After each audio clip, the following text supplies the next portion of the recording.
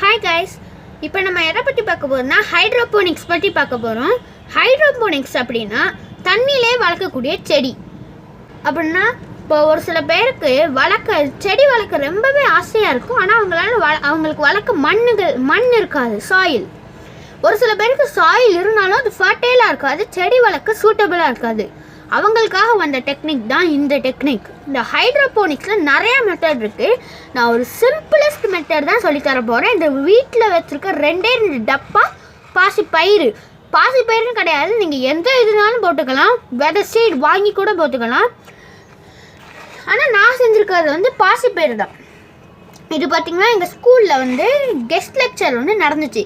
அப்போது இந்த ஹைட்ரோபோனிக்ஸ் பற்றி சொன்னதில் எனக்கு ஆர்வம் வந்துச்சு. அதை கேட்டு அதே மாதிரி நான் வீட்டில் செஞ்சு நல்லா ஒர்க் அவுட் ஆச்சு. இப்போ இதை பாருங்கள், இது வளரும் பாசிப்பயிறு செடி தான். இன்னுமே இது வளரும் பாருங்கள். 6 நாள் தான். 6 நாளில் இப்படி ஒரு நல்ல க்ரோத் இருக்கும். அதனால தான் சொல்லுவாங்க ஹைட்ரோபோனிக்ஸில் ஃபாஸ்டஸ்ட் க்ரோத்து, ஹையர் ஈல்ஸ் அப்படின்னு சொல்லுவாங்க. 6 நாளில் ரூட்டோட திக்னஸ் எல்லாத்தையும் பாருங்கள். இதை எப்படி பண்ணணுங்கிறதே நான் எக்ஸ்பிளைன் பண்ணுறேன். முதல்ல பாசிப்பயிறு நம்ம முளை கட்டுவோம் இல்லையா, அதுக்கு என்ன பண்ணுவோம், தண்ணியில் கொஞ்ச நேரம் ஊற வச்சுட்டு அதை எடுத்து இப்படியே வெளியே நல்லா காற்றா விட்டுருவோம். அது கொஞ்சம் கொஞ்சமாக வேர் மாதிரி வரும் இல்லையா, அப்போது இந்த மாதிரி ஒரு குட்டி பாத்திரம் எடுத்துக்கோங்க. பாத்திரம் பிளாஸ்டிக்கே எடுத்துக்கலாம். உங்களுக்கு நெட் கப்ஸ்ன்னு ஒன்று விற்கும். அது வாங்கினா ரொம்ப நல்லது. அதுக்கு ஏதாவது சப்போர்ட் மாதிரி கொடுத்து நீங்கள் வைக்கலாம். இப்போ பார்த்தீங்கன்னா அந்த பயிர், அந்த வேர் விட்ட இதை நீங்கள் இதில் நல்லா ஸ்ப்ரெட் பண்ணி விட்டுக்கணும். இந்த டப்பாவில் இங்கே அடியில் இந்த மாதிரி ஓட்டையாக போட்டுக்கணும். அப்போ தான் நம்ம ரூட் கீழே வரும். ரொம்ப போட்டால் பாசிப்பயிறு அந்த இதில் நிற்கிற மாதிரி போடணும், இல்லைன்னா இந்த டப்பாக்குள்ளே விழுந்துடும். அந்த அளவுக்கு ஓட்டைகளை போட்டுட்டு பாசிப்பயிறு அதில் போட்டு ஒரு ரவுண்டாக ஏதாவது இது மேலே அந்த பாசிப்பயிறு விதைகள்லாம் மேலே வச்சு நீங்கள் வெயிட் வச்சுக்கோங்க. அப்படி வச்சுட்டா ரூட்டு எங்கேயுமே போக இடம் இல்லாமல் அப்படியே கீழே வரும். கீழே வந்ததுக்கப்புறம் இங்கே கீழே இன்னொரு டப்பா, இந்த மாதிரி ஒரு டப்பா, அந்த டப்பா இந்த சைஸ்க்கு இருக்கணும், இது இந்த சைஸ். அப்படி ஒரு டப்பாவை எடுத்து அதில் தண்ணி இவ்வளோ தூரத்துக்கு நீங்கள் வச்சுக்கணும். இவ்வளோ தூரத்துக்கு வச்சுக்கோங்க. இது நான் ஏன் கம்மியாக இருக்குன்னா, இது நல்லாவே தண்ணி உறிஞ்சிருக்கு. தண்ணி கலரே நீங்கள் பாருங்கள்.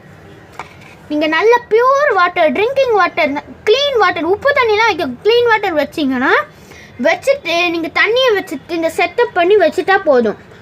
ஒவ்வொரு நாளும் நீங்கள் இன்க்ரீஸ் ஆகிறத பார்க்கலாம். ஒவ்வொரு நாளுமே நல்ல ஒரு க்ரோத் இருக்கும். 6 நாளில் இவ்வளோ க்ரோத்துனா நீங்களே பார்த்துக்கோங்க. இலைகள்லாம் நல்லா வந்திருக்கு. இப்போ ட்ரெடிஷ்னல் மெத்தட் மண்ணில் வச்சு செய்கிறோன்னா 10 நாள் ஆனால் தான் இவ்வளோ க்ரோத். கொஞ்சம் 10 நாள் இன்னும் கொஞ்சம் நாள் கூட ஆகும் இவ்வளோ க்ரோத் வர. இந்த மெத்தடில் இந்த ஹைட்ரோபோனிக்ஸ் மெத்தடில் சீக்கிரம் வளர்த்துடலாம். இதில் என்னெல்லாம் வளர்க்க முடியும்னா லெட்யூஸ், அது நம்ம கண்ட்ரியில் வளராது. ஆனால் இந்த ஹைட்ரோபோனிக்ஸ் மெத்தடில் அதையும் வளர்க்கலாம். லெட்யூஸு, டொமேட்டோ, சில்லி, அந்த மாதிரி ஒரு சில இது ரொம்ப மரம் மாதிரி வர்றதெல்லாம் வளர்க்க முடியாது. இந்த மாதிரி க்ரீன்ஸ், ஸ்பின்னாச், அது கீரை வகைகள்லாம் வளர்க்கலாம். கீரை வகைகள் பார்த்திங்கன்னா இப்போ பொன்னாங்கண்ணி கீரைலாம் 3 தடவை கட் பண்ணாலும் திருப்பி வளரும். ஒரு முறை நீங்கள் நல்ல பெரிய கண்டெய்னரில் இப்படி இதே டப்பாவில் தான் செய்யணும்னு இல்லை, இதே மாதிரி கொஞ்சம் பெருசாக இருந்தால் கூட அவங்களுக்கு ஓகே. ரவுண்டு தான் இல்லை, சதுரம். நம்ம பிரியாணி, மஷ்ரூம்லாம் வாங்குகிற டப்பாவில் செய்யலாம். கொஞ்சம் நீங்கள் வளர்ந்து நல்லா நிறையா டெக்னிக் கற்றுக்கினீங்கன்னா, இல்லை நிறையா ட்ரிப் சிஸ்டம், ட்ரிப் இரிகேஷன், அந்த மாதிரி நிறையா இருக்குது. ஃப்ளட்டிங் அந்த மாதிரி நிறையா இருக்குது. ஆனால் நான் சொல்லியிருக்கிறது சிம்பிள் மெத்தட். இப்போது இது வளர்க்குறதுனால என்ன யூஸ்? ஒரு சில பேர் செடி வளர்க்க வளர்க்குறாங்க. அதுலேயே அவங்களுக்கு தெரியாத ஒரு பெனிஃபிட் என்னென்னா, இந்த இலை நல்லா வளர்ந்ததுக்கப்புறம் இந்த மல்லி தோசைலாம் சுடுவாங்கள்ல, இந்த மாதிரி மல்லி தோசை, ரொட்டி அந்த மாதிரி சுடும்போது ஏதாவது க்ரீன்ஸ் போடுவாங்க இல்லையா, அந்த க்ரீன்ஸுக்கு பதிலாக இதை போட்டிங்கன்னா இங்கே ஸ்ப்ரவுட்டாக சாப்பிட்ற அதே சத்து இதுலேயும் இருக்கும். நம்ம இதில் ஆர்கானிக்காக எதுவுமே நம்ம கெமிக்கல்ஸ் ஆட் பண்ண போகிறதில்ல.